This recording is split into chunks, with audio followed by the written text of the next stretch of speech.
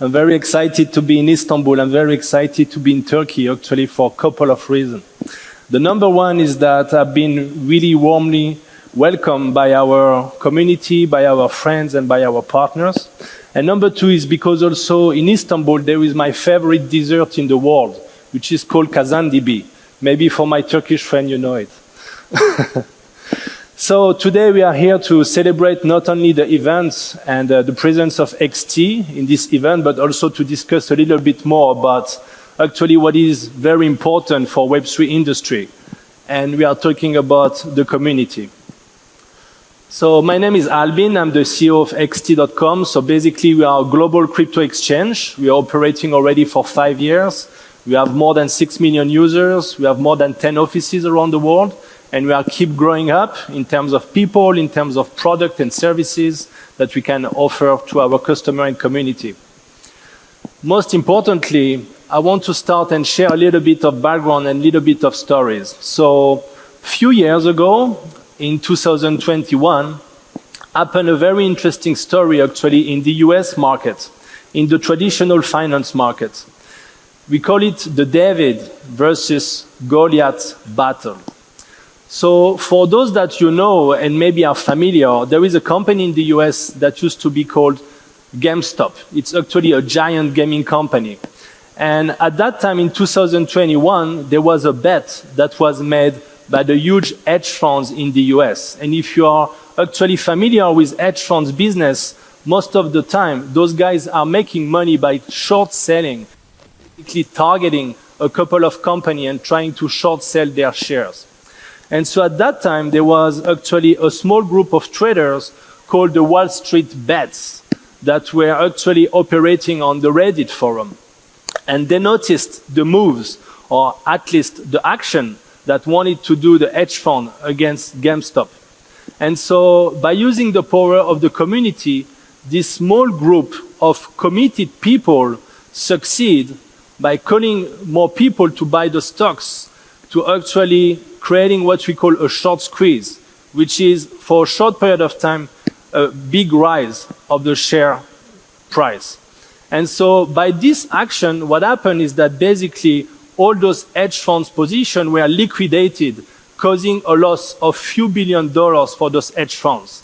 So it was actually a fantastic example of how at that time, by the power of the community, but also the power of the technology, actually a small group of people can fight against a huge institutional establishment.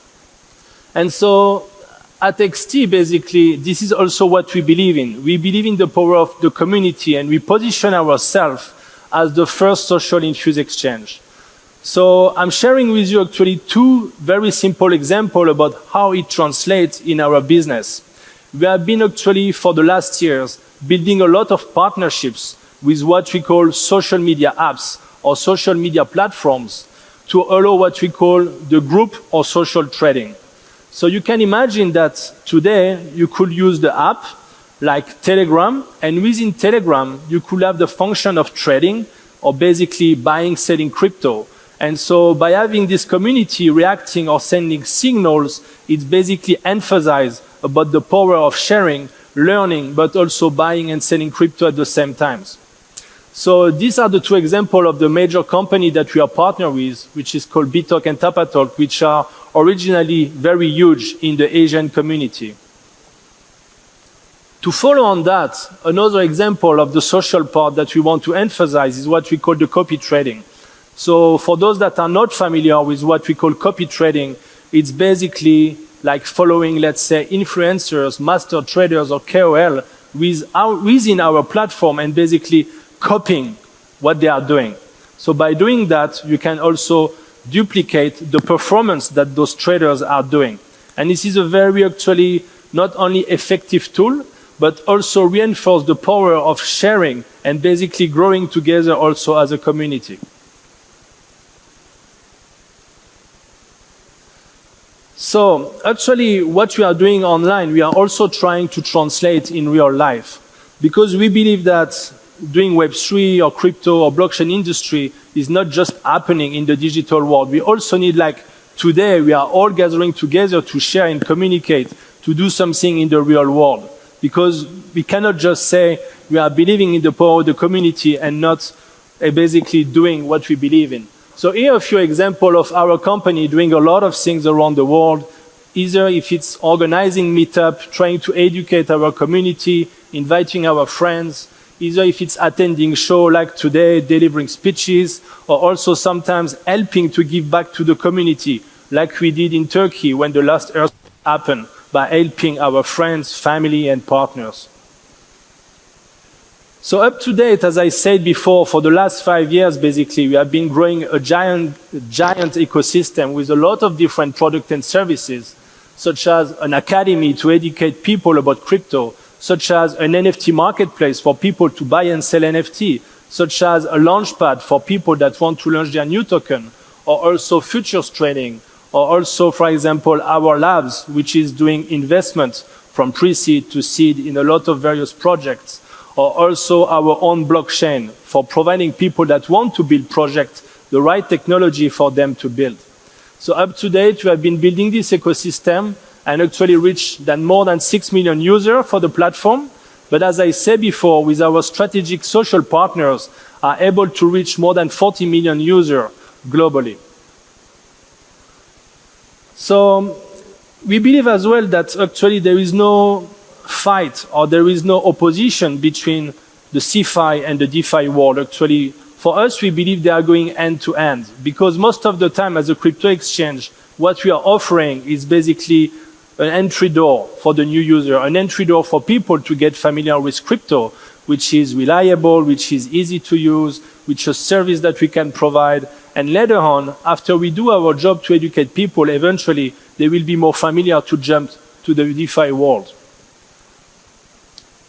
So we have accomplished actually a lot of milestones in the last few years, but the most important ones, it's actually the one to come. So our vision and our strategy is actually pretty simple.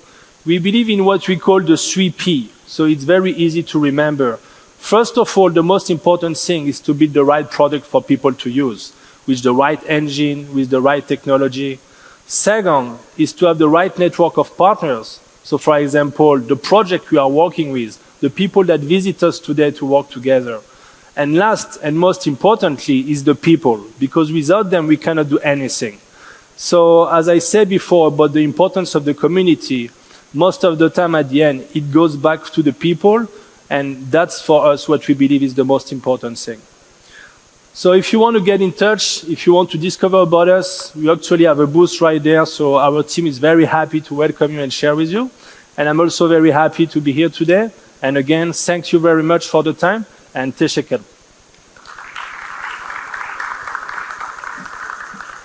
Thanks a lot. Thank you. Thank you. Şöyle bırakıyorum.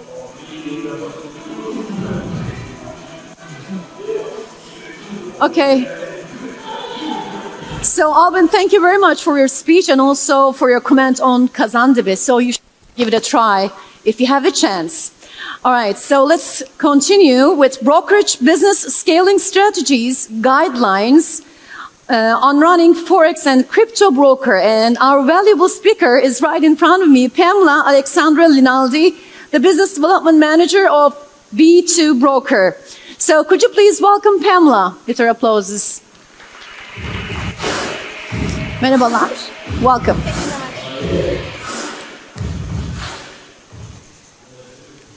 Marhaba Istanbul, Nasılsın? My name is Pamela. I'm a Business Development Manager for Latin America and North American regions at B2 Broker Group of Companies.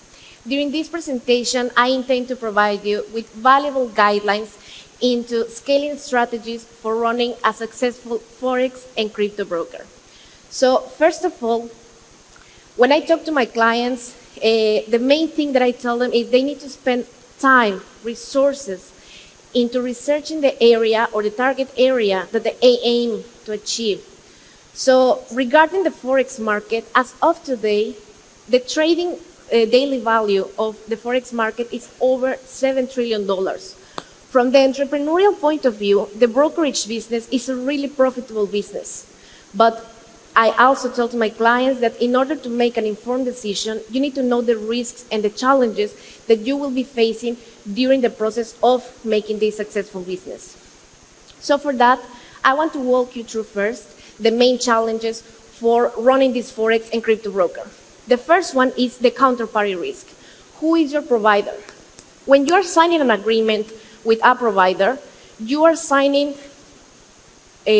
logically a long-term relationship with someone that will support your business. Your success, it will be also the success of your partner. So you need to be choosing someone that is trustworthy, because how trustworthy is your partner or your provider is how much security you're also providing to your clients.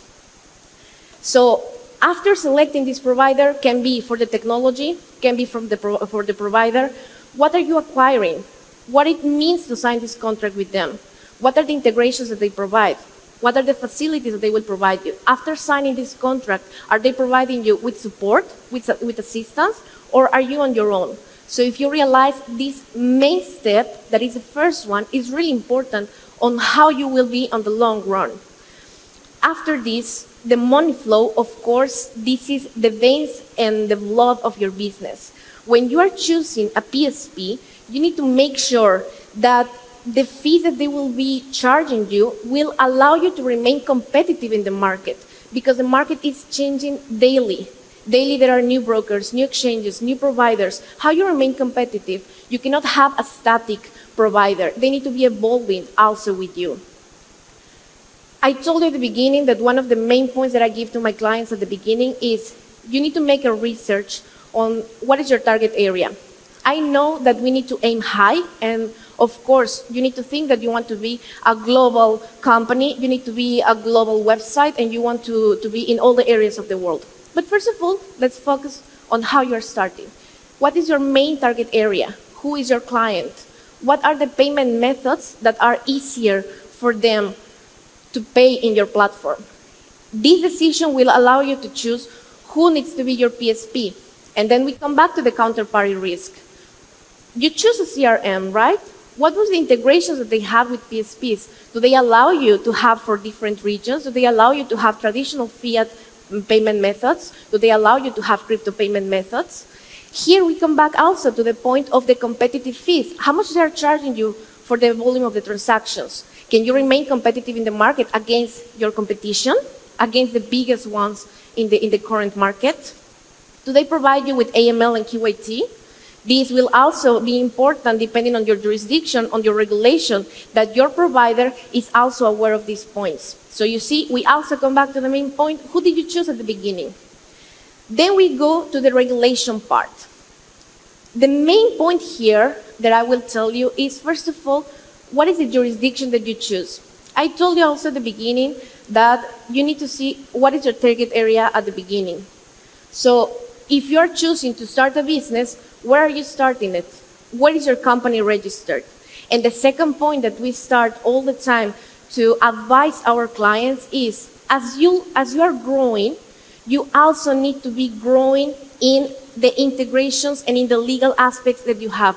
It's not only about acquiring new and better technologies. That's great, and that's a main part also. But as you are growing, acquire new licenses that will allow you to grow in the market as a trustworthy platform, that your clients, they will understand that you are investing money also in the regulations to provide them a safe platform, because nevertheless, you are working in the financial market, and your clients need to see that you're a trustworthy platform for them. So once you choose your jurisdiction, once you choose if you are starting as a regulated platform, as a regulated broker, what are your licenses that you can acquire? Which one you can acquire at the beginning? On the stage. Is your provider, we come back to the counterparty risk, is your provider also providing you with this kind of assistance? Are they providing you with the legal aspects that you need to know? If not, then you also need to seek for legal counseling for this. And not only at the beginning, but remaining during the whole time that you are on business. Because there is always new regulations, there is always new licenses going on, and you do not want to face in the middle of your business that certain platform cannot work with you anymore, that you cannot work in certain country anymore, or that certain PSP cannot provide you services anymore. Because this, on the face of your clients, it will look like you were not prepared. What happened to you? Then we come to the margin liquidity and the spot liquidity. During this presentation, I will show you multi-platform ecosystem. So the idea of having a Forex broker, a crypto broker, and also an exchange under the same, let's call it the same house or the same ecosystem. So here is the main point after you focus on the jurisdiction, on your providers, and on the money flow. Who is your liquidity provider? Because this will represent who is executing the volume orders for your traders. How fast is the execution? How much it costs for you to execute it in the real market? What are the risk advantages that they're providing you? What are the layers of technology that they provide you in order to take care of all these transactions? And also, do they support institutional volumes? Because if you aim to be a global platform, then you will be aiming to execute institutional volumes in the matter of seconds. And you need to make sure that your clients know that they can do these big transactions as well as small ones. And we come back also to the point that you need to have competitive fee structure in this counterparty risk. Does your provider has a backup? And do they have the backup of the backup? Because again, it's a financial market and you need to provide safety in all of this. So now I will show you a case study in regards of the counterparty. In the first case that we can see here, you have only one liquidity provider that has no aggregation. And you have several trading platforms. What happens when you have a liquidity provider with no aggregation? First of all, you are facing that this provider can only give you certain prices. And you are not sure if they will be able to execute the volumes that you will be given and the prices that they will be giving you at that time. Then you have several platforms. You have all the PSPs that you selected for your target area. You have a good system of CRM with good integrations. And you also give yourself the task of acquiring different trading platforms, which is great because then you are trying to get into different markets because there are different traders that prefer different strategies on the different platforms that can be using different even bots for that. But then if your liquidity provider cannot keep up to the task of executing the orders that you are receiving from all these trading platforms, that you are facing a problem. Then in the second case, you have a single trading platform and you have several liquidity providers. Great. You saw that the first case was not the best option. If you have only one liquidity provider with no aggregation, then you need to get several liquidity providers to make sure that all the assets that your traders are trading, you can execute them at a good price for you and for them. But you have only one trading platform. You don't know what is going to happen tomorrow. We come back to the part of the jurisdictions and the counterparty risks. You don't know if tomorrow this platform cannot provide you service anymore. What are you going to do with the assets and the open operations of your traders? How you're going to face them? What if tomorrow, and we are not giving any names, but what if tomorrow this platform is not available on certain trading platforms like, for example, mobile versions or web versions or certain applications? What if your jurisdiction is not good for them anymore? It's not that easy or quick to acquire a new jurisdiction or to acquire a new license that will allow you to remain with that platform. You may not have time enough. And your clients, they are not going to care about that. They are not going to see that legal struggle on the backside, and they shouldn't, because you should be taking care of this on a seamless way for them to trade only. So in these both cases, we're seeing that in both of them, you're having risks. In both of them, you're running a business, but in both of them, you are having different risks. What will be better? The better option will be to have several trading platforms, first of all, as I told you, because you can acquire different markets, different traders. You are also not facing the issue of one of them stopping working, and then you cannot provide anymore the service. So several trading platforms, as much as you can acquire, and of course, we come back also to the point of making your research. What are the platforms that your traders trade the most? In your target area, what do they prefer? And do they prefer mobile application? Do they prefer web version? And so on. So several trading platforms, that's okay. And then for the liquidity part, you need a trustworthy liquidity provider with aggregation. Now let's see how it looks, the ecosystem of this scalable business. What is the approach that we are taking? So first of all, your website, that's your main marketing. That's where you can have, for example, the tutorials, the access to social media, testimonials, and so on. It needs to look professional, and it needs to look good, because that's the first view that a client is going to have of you. Then from the website, they will click on register, login, access, and they will go to the CRM. The CRM is what will allow your trader to enter into their account. It needs to be easygoing for them, it needs to be attractive, it needs to be easy to understand, and they need to have every integration that they will need.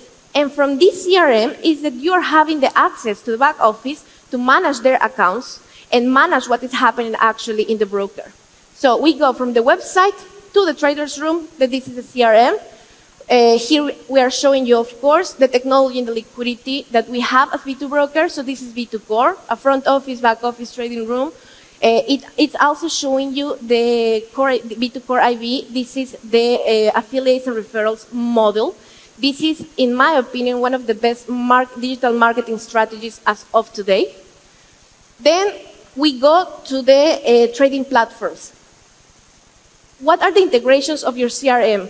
How many trading platforms you can integrate? Because then it's great. You got the jurisdictions, you got the license, you can sign the deals with them. But can you actually integrate them into the technology that you acquire? And how many of them are there supported? So here in B2 Core, we show you the available trading platforms as of today. That is MetaTrader, CTrader, MatchTrader, DXTrade also.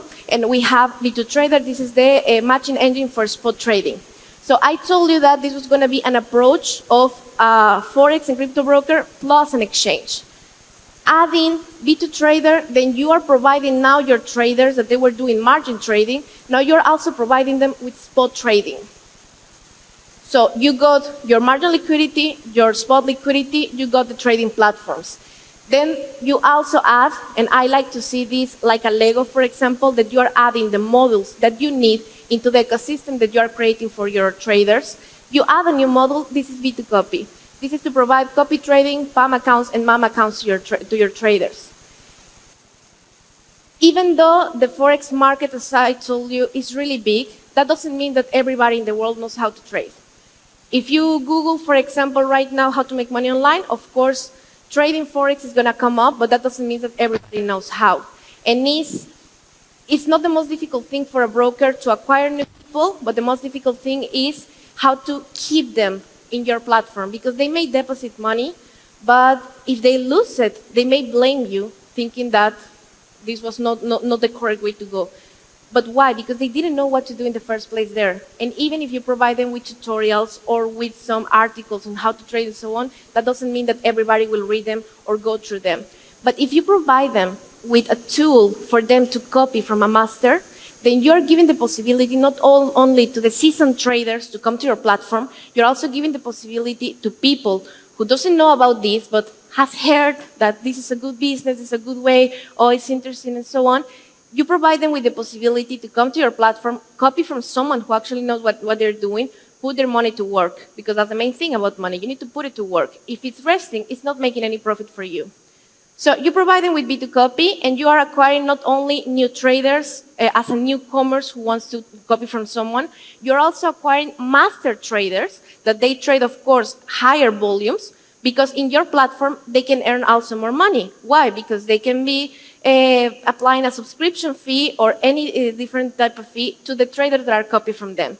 So you got now the seasoned traders, and you got also the newcomers. Both of them are profiting, and you are also profiting, because now it's a higher volume of execution in your platform.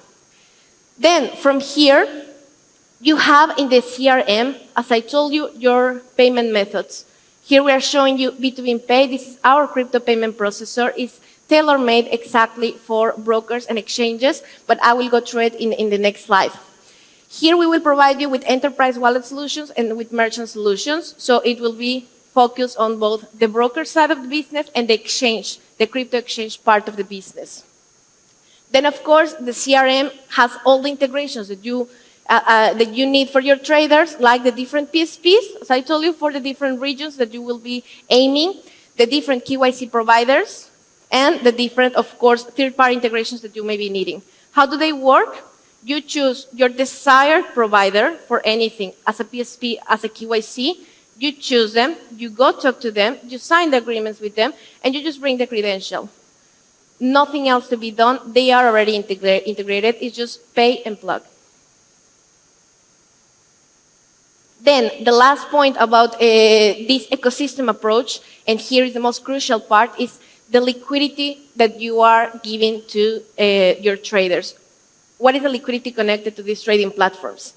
And how you aggregate liquidity and how you connect it to the different platforms. We have also integration with different aggregators as 1.0, Marksman Hub for the part of the crypto exchange, Prime XM, Centroid, tools for brokers. And here we will provide you with 7 types of different assets under this ecosystem that I'm showing you. 7 types of assets. We will provide you with Forex, indices, commodities, crypto CFDs, single stocks, and so on. As a part of crypto CFD, actually, we are right now, probably in this floor, the largest crypto CFD provider. So we come back to the point, who is your provider? Who are you choosing to sign agreements with? And how that helps your ecosystem to grow. Now, for the liquidity that I was mentioning you, from where we create this aggregation of liquidity for the seven types of asset classes. So we provide you liquidity from Tier 1 banks, financial institutions, and non-financial institutions, prime brokers, exchanges, OTCs, and so on. We aggregate the liquidity from all these different venues to provide you into single margin account that can be differently denominated fiat or crypto, to provide you into single margin account this liquidity, and we provide you also the option of different aggregators to choose how you're connecting this liquidity into your platforms, with different integrated platforms that you can choose, either a fixed API, a bridge, a gateway, a hub-to-hub, an X-core-to-X-core, all the different connections that you will be needing for this broker and crypto exchange to be successful. Now, coming back to B2 Core that I told you, just CRM, the front office, back office, and trading room. Here, what is the main point of a CRM? Of course, as I told you, that is attractive to your traders, that is easygoing and useful for them. But what is the point of getting a white label solution? Of course, many platforms, they aim to create their own technology. But creating your own technology takes time, takes resources. If you wait right now, you hire a few developers and you pay them on a weekly basis, a monthly basis, an hour basis, doesn't matter, and you ask them to create the whole ecosystem for you, how much time it's going to take? It's going to take them weeks, months, a year? By the time they will provide you with the technology, maybe the trend has changed. Other platforms have come to the market and have taken the spot and have become the important trading platform at the moment. And you were waiting for the solution to be ready. When you acquire a white label solution, you are ready to launch as soon as possible. That doesn't mean that you don't need to make your own technology. You can still create your own technology, but first you launch. You create community. You create a name. You are branding this. And then you can continue developing your own technology, continue working on your licenses, jurisdictions, and so on. And every time you change something, you use it as a marketing tool. We updated the technology. We updated our legal options. Now, the B2B Pay part, this is a crypto payment option. I told you there were 2 versions, one tailor-made for the brokers and one tailor-made for the crypto exchange part. Point is, you have an auto conversion. All the incoming crypto transactions are getting converted to either a fiat or a stable coin or a crypto. So Euro, dollar, USDT, USDC, or Bitcoin. Incoming transaction via crypto converted into fiat or stable option. Then the enterprise, you can integrate your custom tokens into this exchange, and it's perfect for the crypto exchange part, perpetual brokers, wallet providers, and so on.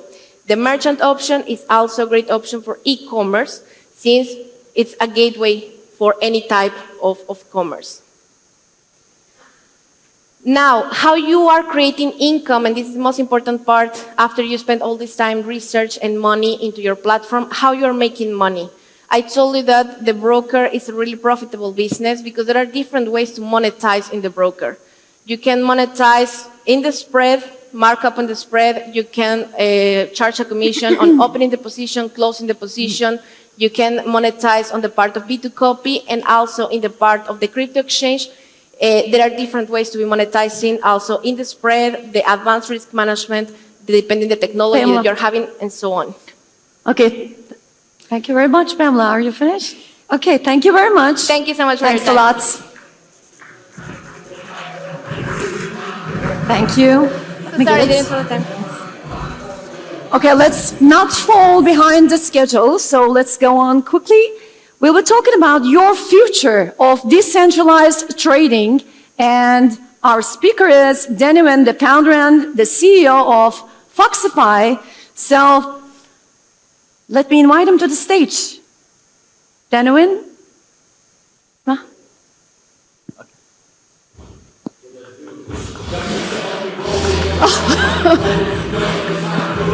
All right, thank you very much. Brilliant, brilliant. Good afternoon, everybody. I've just been given a very stern talking to not run over, so we're going to be very, very prompt today. I was glad that you could see a picture of me when I was fit and tanned, and now you get the catfish version today. Thank you for taking the time, first of all, to sit here and listen to me. I'm going to cover. I'm going to help you understand why decentralized trading is the next 50, 100x opportunity that most of you are missing out on, and you don't even know why, okay? So first of all, an introduction to me, personally. So my name's Danny Winn. I'm founder and CEO of Foxify. We launch in June. We're just about to kick off our beta in a few weeks. My background, I've been in the Web3 space for about 15 months, which in DeFi terms is like 20 years.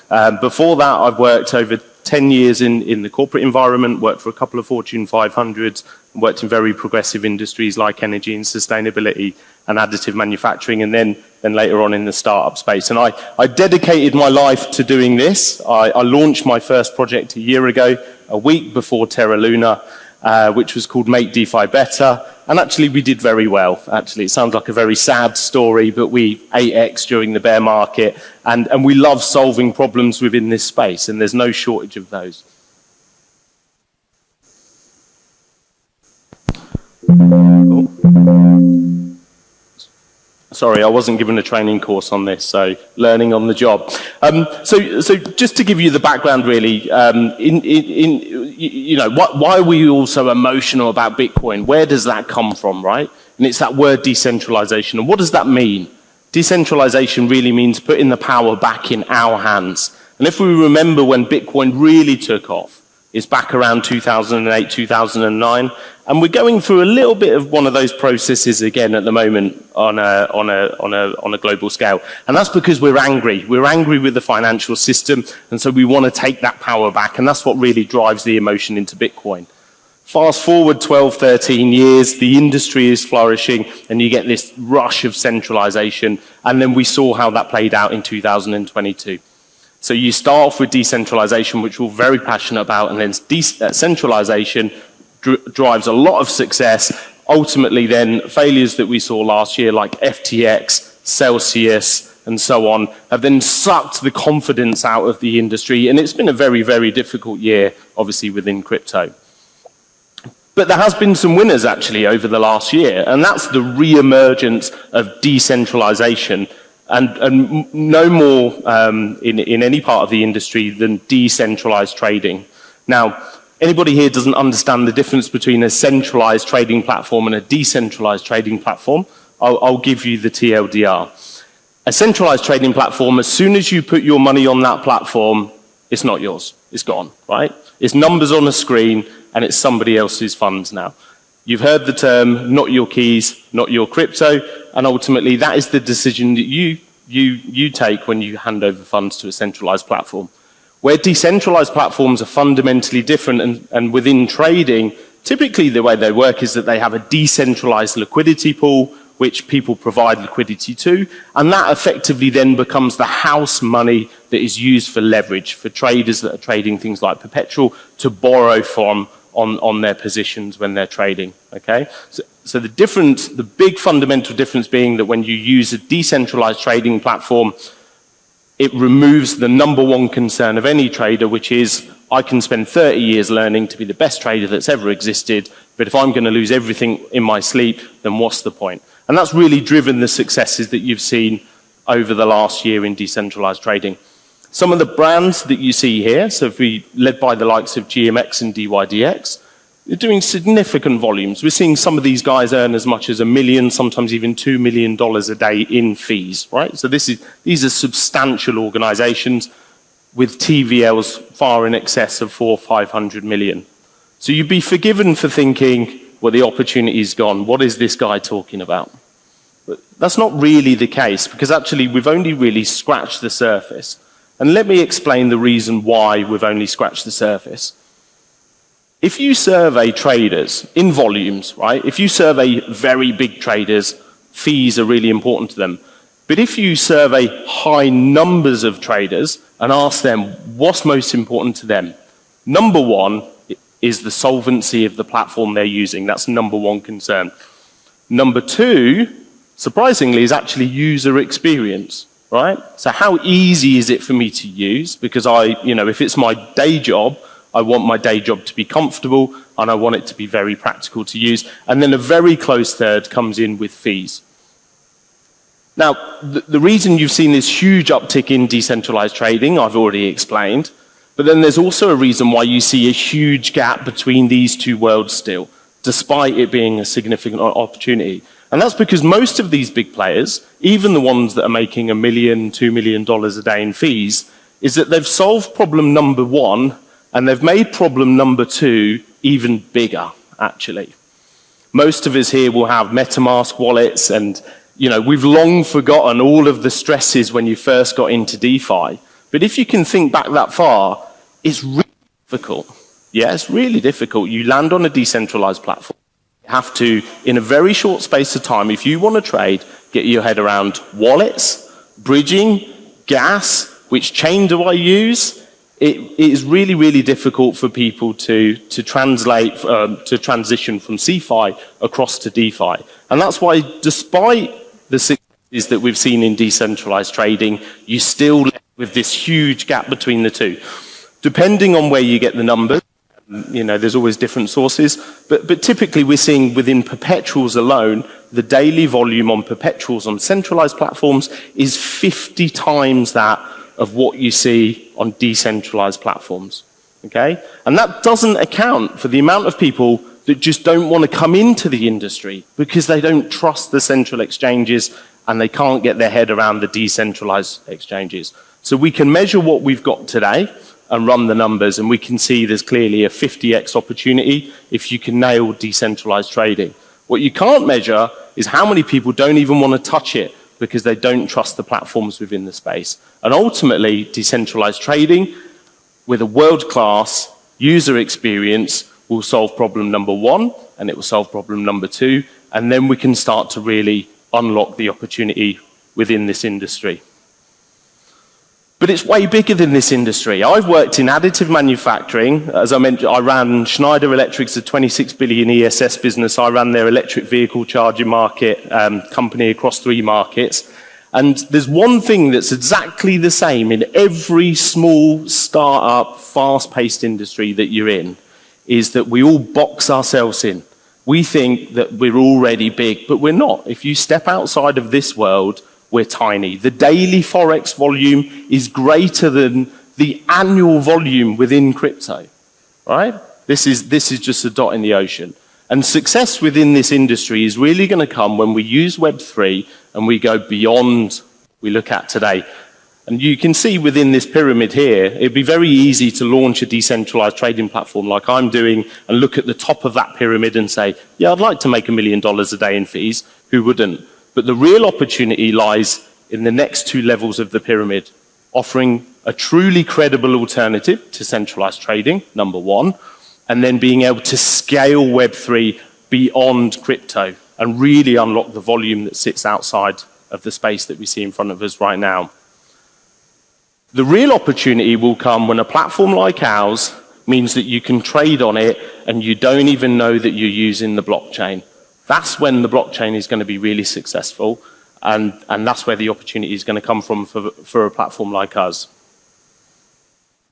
And just to hammer home that point, again, whenever you're in this early industries, you look at the big players, somebody like Binance, who's got around 70% market share now of global traded volume on the central exchange. It's easy for that to become almost a cage that we block ourselves into, and that becomes the target of where we need to go. But if we can nail these things, decentralization offers non-custody of funds, you can nail the user experience, people trust us, and then you can leverage the technology beyond crypto, and that's where we're going to break through this glass cage that we create for ourselves in what is actually a relatively small industry globally. So I've managed to nail this with 19 seconds to go because they gave me some pretty harsh words and said, look, you have to do this in 10 minutes. So I've managed to nail it. I don't know whether that buys us a couple of minutes for Q&A or whether it doesn't. Am I getting a thumbs up or not? Yeah? We get questions? Okay, so we get one or two questions, but look, Foxify, just the pitch is we're a decentralized trading platform that offers you a CeFi experience with all of the trust of DeFi. We've got a stand here, we've got a fantastic team, come along and talk to us. You know, we're keen to talk to investors, liquidity providers, and also serious traders, and we're looking to partner with other players within the industry. So I'm being told we can take maximum 2 questions. If anyone would like to ask me a question, then now is the time. Got a question at the back here.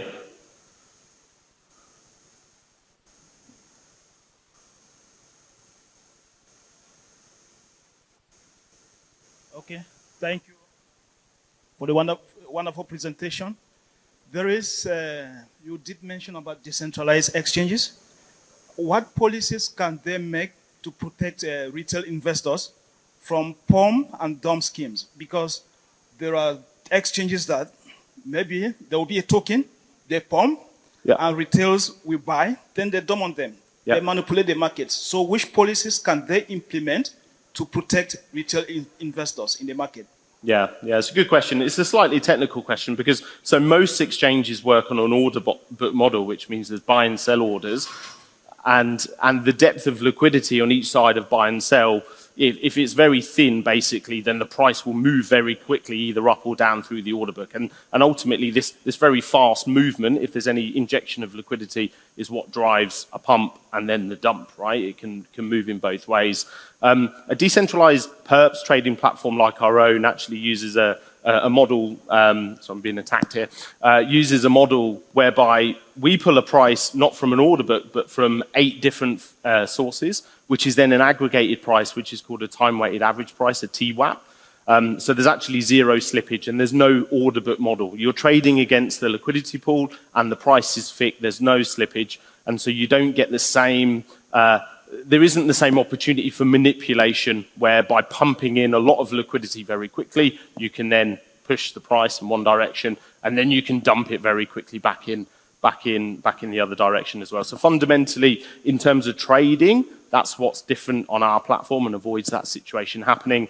If you want to come to the stand, there's lots of different things around how tokens are listed and how you arbitrage that you can do to mitigate against pump and dumps as well, but I'm going to get shot if I don't get off this stage in the next couple of minutes. Thank you. So we said one more question.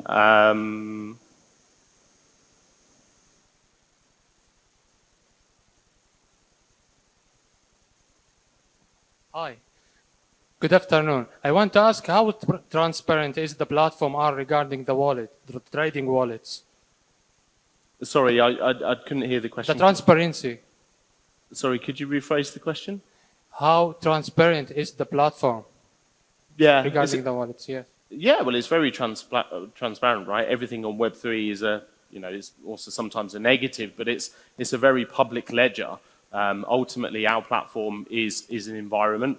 The legal definition of our platform is actually a smart contract service, because we even on our options, we don't price options. The market prices them using the smart contracts to execute. And on perpetuals, there is an independently sourced price that's aggregated across 8 other independent sources. So for us, we have no interest in a trader winning or losing, actually, whereas that's fundamentally different, actually, in most central exchanges. So we have no interest. It's completely transparent. We're not interested in you losing on our platform. There is no upside for us. We're interested in you wanting to stay on our platform and trade volume. Thank you so much. Thank you. So thank you very much for listening to me today. I hope some of you come over to the stand and we get to catch up over the next couple of days. Thank you. Thank you very much. Okay, thank you.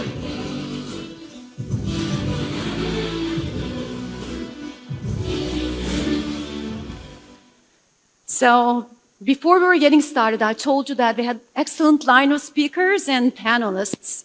Now, we will continue with the panel right now. We changed the schedule a little bit because it's a very dynamic meeting, as I told you in the morning.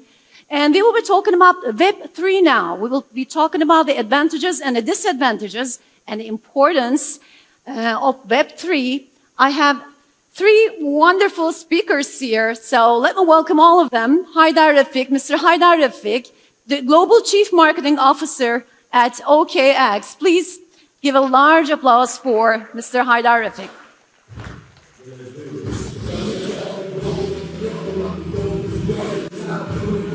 Hi. You can sit anywhere. I'll be sitting there. Okay. All right. So our second speaker, Eljaboom, Forbes 40 under 40, and the co-founder of Acet. Please welcome Elja as well.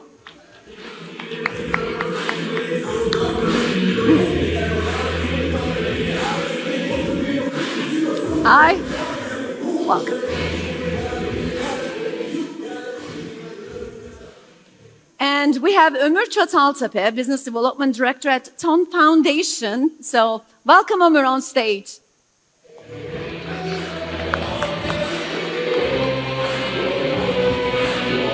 Merhaba. Hoş geldiniz. So let's get started.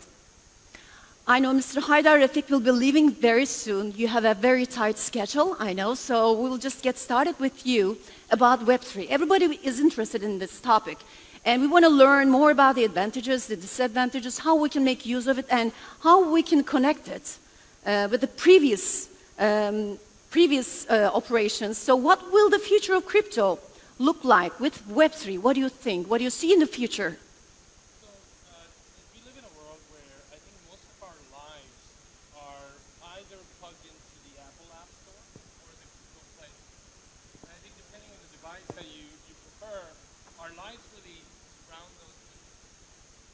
So I think the future of Web3 will be that you'll be able to get out of those restricted app stores, and you'll have sort of more robust, open, ecosystems that you can interact with. Imagine a world where you can go from Google Play Store over to Apple Store, where those apps are able to interact with each other. That doesn't happen today. I think that's what crypto enables. I think the future is going to be that most of these apps will become really interoperable. You'll be able to hop from one platform to another platform very easily. So it will be very easy for us to make connections and to hop between all the applications all together. And also, what are the critical pieces? How do you see it? And when we need what we need for Web3, there is a microphone for you for this. Okay. And how is OKX? How do you support this? So, this is, OKX is my second crypto company. I coincidentally worked for a legacy crypto wallet called blockchain.com. And what I learned there was that the wallet itself was still very limited in terms of its utility. You're able to store crypto assets like Bitcoin, Ethereum, Bitcoin Cash and Litecoin, but there wasn't much else you could do. And if you look at the OKX wallet, it starts with a custody solution. You're able to seamlessly bring over your crypto, and you're now in a self-hosted environment, and you can store this crypto with full control. And we recently launched our MPC technology, which basically means that if you somehow forgot your backup seed phrase or your password, the MPC technology will allow you to recover your wallet very easily. So for us, what we're trying to do is make the UX, the front end, much easier to use. Because if you look at the developer activity, a lot of the developer Web3 activities on the back-end technology, on the piping. I think what we're trying to do is innovate on the front end as well, while working out the back-end technologies. So it's going to make everything easier, that's what I understand. But another question also comes to my mind. Is it safe? How can we increase the, how can we make sure that it's safer for us to use Web3? I think software makes it safer. Now, of course, there are blind spots, even in technology. But our policy when it comes to wallet protection or wallet security is that we have this umbrella policy that we won't use any third-party scripts in our code. I think that's very important. If you look at some of the failures in self-hosted wallets, it's typically, most common mistake that developers make is they'll use a third-party injection in their code, and we at all cost avoid that. And I think that makes our OKX wallet quite safe. Okay. And again, you know, we also have a really robust security team that's looking and auditing the code, and we have a bug bounty program.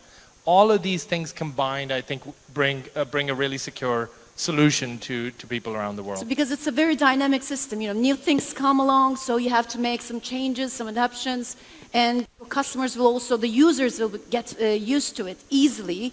So it's very important also the safety and being user-friendly. So I would like to turn to the audience. Do you have any questions to Mr. Haider Rafique? Because he has to leave very soon. As I told you before, he has a very tight schedule. He will go to, can I tell? Yes, sure. To Italy, London, Monaco, and then after that to Los Angeles, I think. So it's going to be a tight schedule.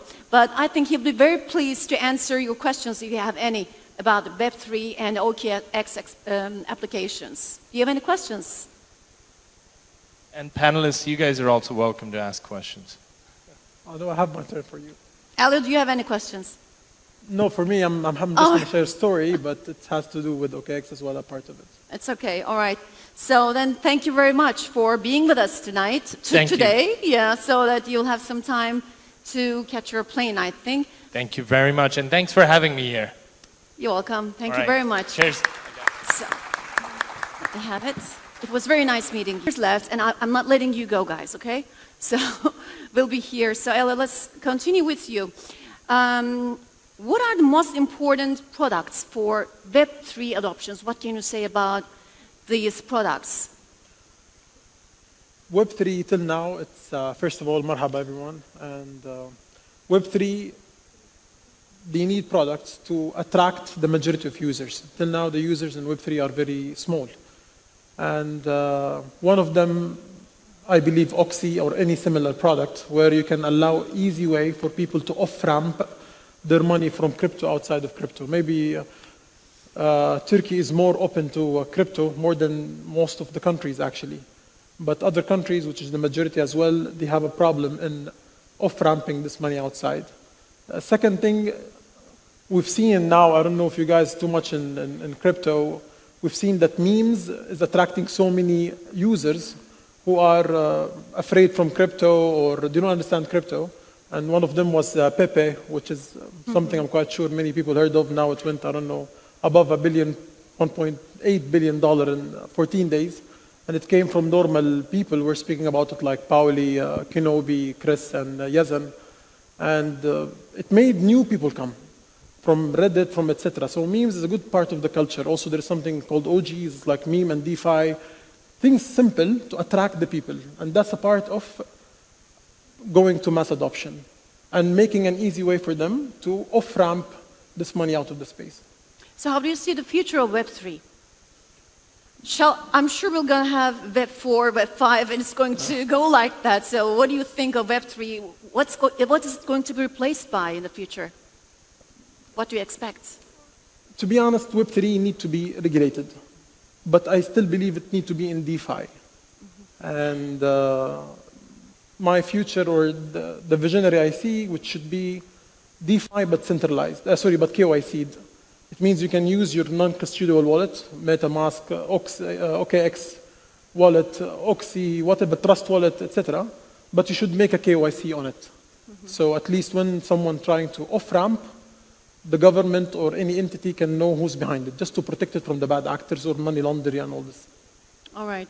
So Ömür, do you want to add anything to what Eli has commented so far about Web3's future, about how it's going to be improved in the future? Yeah, actually it is about the support of the Web2 applications, because the Web3 applications has a very different kind of infrastructure. For example, for onboarding the retail investors, they need to have a knowledge about crypto. Because of that, it's a challenge for the new and beginner users to use these products. Because of that, some Web2 level apps, especially for the messenger apps, these kind of applications can have some Web3 applications by integrating some cryptocurrency wallets. And yeah, this kind of support from Web2, it will provide a fast track for onboarding the users to these products. Yeah. But there are also some challenges, right? Because we are talking about both the advantages and the disadvantages of Web3. What do you think are the main challenges for the developers and also for the users? Yes. For developers, the main challenge is the different infrastructure. For example, for using the applications, today, almost all of us, we are using Facebook, Instagram, Snapchat, these kind of applications. We are using our email address or phone number with a password for using these applications. But in Web3, the process is completely different, because there cannot be any information that kind of centralized database. So in Web3, we are using our digital wallets. We are using our cryptocurrency wallets to logging in these applications. So understanding this mechanism, understanding blockchain, understanding smart contracts from beginning to advanced level is a challenge for developers, but it's a new world, and this challenge is must. And also I want to add that some of the blockchains have some different smart contract language, which is seems like a challenge, but actually it is not, because today it is very difficult to create complex and customizable, highly customizable applications in the traditional languages. But if there is a specifically smart contract language which is for a blockchain, it means not a challenge. It means a gateway for building these kind of complex applications. Yes. All right, so do you have any questions, by the way? I also want to interact with our audience. Do you have any questions about the advantages or the possible disadvantages that you want to, because we have the people here, they are highly competitive in their areas, so if you have any questions about Web3, feel free. Can I see some hands? No hands? Okay, I have some questions, so I'll continue with my questions actually. So as I asked to Haider earlier, in the future, we may need more protection. So how do you provide the safety? How can we make sure that it's not in bad hands? How can we make sure that everything is safe in Web3?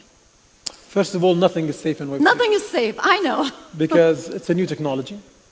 And people are entrepreneurs. So that's why we always say invest what you're willing to lose. The good thing about the sixes so far, which not all of them, of course, like OKX, like the tier one, basically, they do some due diligence. They make sure that the contracts are audited. There is multi-sig on if there is like treasury, etc. The bad part in DeFi, after like, for an example, let's say Pepe, I don't know how many of you know Pepe here, but everyone start to launch his memes. And majority of them, they don't have multi-sig. The wallet distribution are bad. They have sniper bots.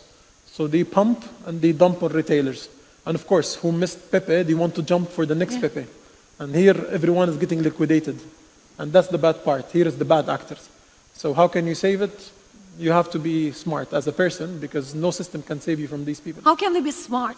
Because you want to get the experience, but Actually, there's also a cost related to it. That's good. There is a speaker tomorrow here. His name is Leonardo. He will be tomorrow. He's a multi-sig and Phantom. He's a cybersecurity and he's on-chain analyst. Okay. So he will be the best one to answer. I can answer, but I will let him tomorrow answer. Better. All right. Okay, then. So for tomorrow, we'll be waiting for the answer. And Ömür, do you want to add anything about the security? How can we feel more secure while getting the advantages of Web3? Yes, actually there are multiple angles for security. For example, if we talk about the security of our personal data, in traditional internet, we are using kind of applications like Facebook and Instagram, but they are holding our personal informations in their centralized database. So they are able to access these informations and they can sell that, they can do anything they want because today we can say like data is the new oil in the world. But for Web3, the privacy is the first priority, I think, because the data will be stored in blockchain and only you, the owner of the wallet, owner of the contract, can see the data. The other people can see only the encrypted information in the blockchain. So because of that, there is a very big advantage for information security. And yeah, for the other part, the authorization part, your email address can be hacked, or you can use the same password in the other platforms than they can. If they hack the other platform, they can hack your other accounts in the other platforms as well. So in Web3, we are using web wallets, and I want to add something about that. Most of the people think like the cryptocurrency wallets are for storing cryptocurrencies and are storing for assets. It is true, but there is another perspective for that. The cryptocurrency wallets are also part of our digital identity. For example, we can log in an application by using our digital wallet, by using our cryptocurrency wallet. So it is decentralized and it is for digital identity, which no one cannot touch that if they don't have your private keys. But so the private key is unique and you have to store it very, very well. Otherwise, they can also hack your wallet and they can steal your assets from your wallet too. It is also not safe. So yeah. So it's like a passport or an ID, right? We Yes. can also be interpreting it like that. But you know, in the modern world, everyone can impersonate anything. You know, we see that people that are talking, actually they're not making that speech or the videos, that they're not actually playing in it. So you cannot differentiate between whether it's real or not. It's because of the artificial intelligence. This is what we see. So is it possible, that's what I want to understand, because it's a passport, it's not only a wallet, it's also storing our identity in it. Is it possible to impersonate such data? So this is maybe one of the challenges that is waiting for us. Or how can we prevent it? Yeah. The thing is, the private key is your key for accessing your wallet and doing transactions, because no one cannot do anything from a wallet perspective without having its private key. But if you have the private key, you can do this kind of interactions in the decentralized applications. You can socialize, you can customize these kind of things, but you need to use a decentralized application for that. Okay, thank you very much. And do you want to add anything, Ellie, about it? I know tomorrow we'll be having a crypto session about it, about the security part of it. But if you don't mind, I would also want to learn how we can connect today with the past, meaning that how we can connect Web 2 with Web 3, because we need a bridge between those. Actually, that's a valuable question. The problem in Web 2 people, they are fighting Web 3 because either the business model in Web 2 is very well, so they don't want to come to Web 3 because Web 3 is still small. It's too much propaganda, but it's still small. And either they don't know how. So if we see, for an example, in NFTs, which is the most easy way for onboarding Web 2 to Web 3, we saw so many brands coming from Web 2 to Web 3. Yeah. Almost everyone, most of them failed, let's say, because they didn't understand the culture of Web 3. But there is a good, for example, a benchmark. There is a project called Gummy Invasion, which is a small collection, but now they are making physical gum. I think they're going to launch in 2 months, something like that. So you eat a gum, different flavors like cucumber, Coca-Cola, like this. And once you eat it as well, there is like a RFID code. You put your phone, you collect points. So by time, they're going to onboard these users from the Web 2 to Web 3 in an organic way, not in a way, jump now, get this utility, blah, blah, blah. So I think that would be, I hope that would be the new meta from builders in Web 3 to build something that can collect the people in Web 2. Yeah. And I think that would be a good start, in my opinion. Yeah, that would be a nice bridge to connect everyone. So can messenger apps drive also a Web3 adoption with their larger user base? What do you think, Ömür? Yes, I think the messenger apps can definitely help for the Web3 adoption. Let me clarify that with a real-life example. Today we have WhatsApp, WeChat, and we have Telegram. Telegram is currently have 800 million monthly active users in the platform, and there are some applications in Telegram. But before mentioning about these applications, I want to talk about the traditional bots in Telegram. In the past, we were using the bots by clicking the buttons and typing something, right? That was very simple. But today, we are able to design interface and improve the user experience in Telegram. Just imagine like we have Amazon mobile application, right? It is an external application in our phone. But just imagine you have Amazon in the inside of Telegram and you are not going any outside, any external application. So we call this technology as web app. So you can design interface, you can do any application you want. Let me clarify that with some examples for Web3 adoption. So today, anyone is able to create decentralized exchange in Telegram by using this web app technology. You can design an NFT marketplace, you can design a launchpad. Just imagine like you are integrating the Ton wallet and the people, the Ton holders are investing the IDO projects from your launchpad in Telegram. So there are multiple ways to build something in Telegram for that. So let me give another example from real life cases. For example, there is a project they are willing to build in Ton for enabling a travel platform. Just imagine you are able to book hotels, you are able to buy flights from Telegram without going anywhere. So this user experience enables creating Web3 apps, Web 2.5 apps. So there are multiple paths for that. And I can tell you that much, these kind of applications are great for that. And we have wallets in Telegram. You can type @wallet in Telegram and you can see a custodial wallet. It is designed for the retail users who doesn't know anything about crypto, but they want to invest in that.